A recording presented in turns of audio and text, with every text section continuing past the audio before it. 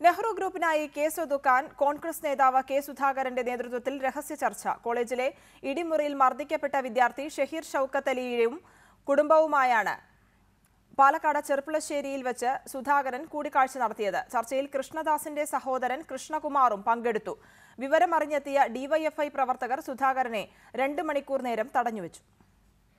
ഇടിമുറിയിൽ മർദ്ദിക്കപ്പെട്ട Lakkidi Nehru law കോളേജിലെ LLB വിദ്യാർത്ഥിയായിരുന്ന Shaheer Shoukath അലിയുമായിരുന്നു Nehru ഗ്രൂപ്പിനായി Congress നേതാവ് K സുധാകരന്റെ രഹസ്യ ചർച്ച. ചെർപ്പുളശ്ശേരിയിലെ ഒരു വീട്ടിൽ നടന്ന കൂടിക്കാഴ്ചയിൽ കൃഷ്ണദാസിന്റെ സഹോദരൻ കൃഷ്ണകുമാറാണ് നെഹ്റു ഗ്രൂപ്പിനായി പങ്കെടുത്തത്. അവർക്ക് എങ്ങനെയും ഈ കേസൊന്നും തീർക്കണം. കാരണം മറ്റേ CBI അന്വേഷണം അവിടെ തുടങ്ങുന്നതിന് മുൻപ് ഈ കേസ് തീർക്കണം. അതെ അത്ര തന്നെയാണ്. പിന്നെ അങ്ങനെ പിരിഞ്ഞു, ഒന്നും സമ്മതിച്ചു കൊടുത്തില്ല, ഒന്നും വിട്ടുകൊടുത്തില്ല, അങ്ങനെയൊക്കെ തന്നെ. മറ്റേ വിട്ടുകൊടുത്തില്ല.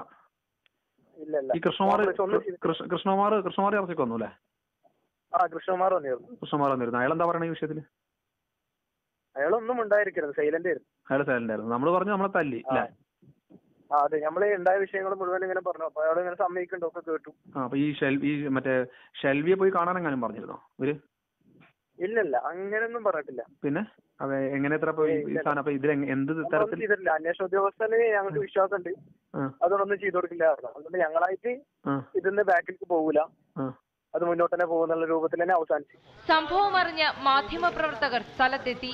സംഘടിച്ചെത്തിയ ഡിവൈഎഫ്ഐ പ്രവർത്തകർ സുധാകരനെയും നെഹ്റു ഗ്രൂപ്പ് പ്രതിനിധികളെയും തടഞ്ഞുവെച്ചു.